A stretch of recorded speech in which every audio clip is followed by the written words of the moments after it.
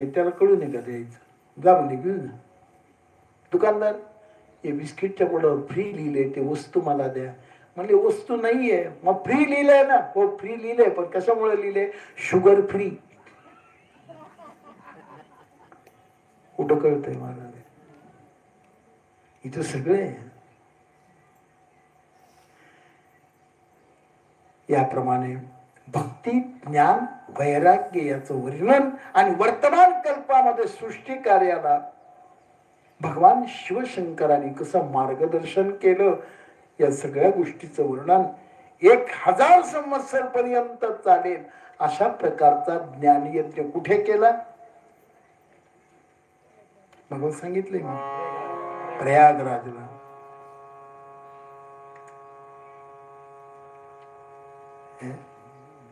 म्हणजे याचा अर्थ असा आहे की कोणतंही अनुष्ठान करायचं असेल त्याला 3 गोष्टी महत्वाच्या आहेत. एक पहिली गोष्ट, जागा चांगली पाहिजे. दुसरी गोष्ट, वेळ चांगली पाहिजे, काळ चांगला पाहिजे. या 3 गोष्टी असतील तरच कोणताही कार्य सफल होईल. 1000 संवत्सर पर्यंत शिवकृपेने साध्य आणि साधना या दोन्ही गोष्टी करायच्या आहेत. म्हणून त्या 1000 वर्षाच्या ज्ञान यज्ञामध्ये शिवपद साध्य आहे आणि शिवसेवा हे साधन आहे. म्हणून कानाने भगवंताचे गुणगान ऐकावेत, लीला वर्णन ऐकावेत, मुखाने नामकीर्तन करावं आणि मनाने नेहमी भगवान शंकराचं चिंतन करावं. ओम नमः शिवाय, ओम नमः शिवाय, ओम नमः शिवाय,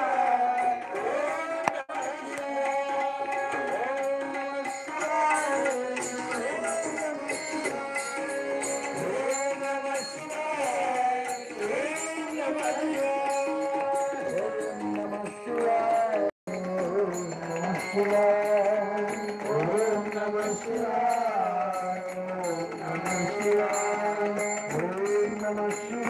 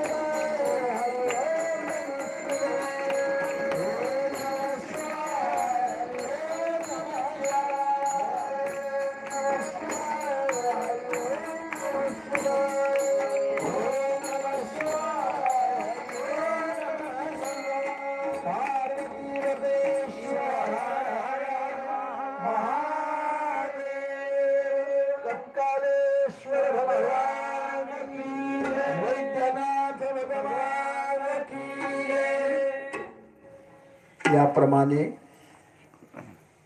त्या त्रिवेणी संगमावर म्हणजे प्रयागराजला 1000 वर्षाचा ज्ञान यज्ञाला प्रारंभ झाला.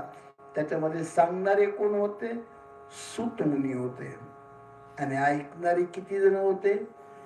88,000 ऋषी मुनी आणि त्यांच्या समवेत सकल निष्कल अशा भगवान शंकराचं वर्णन ऐकण्याकरता निराकार, साकार, निर्गुण, सगुण अनेक रूपामध्ये त्याचं प्रतीक मानलेलं आहे.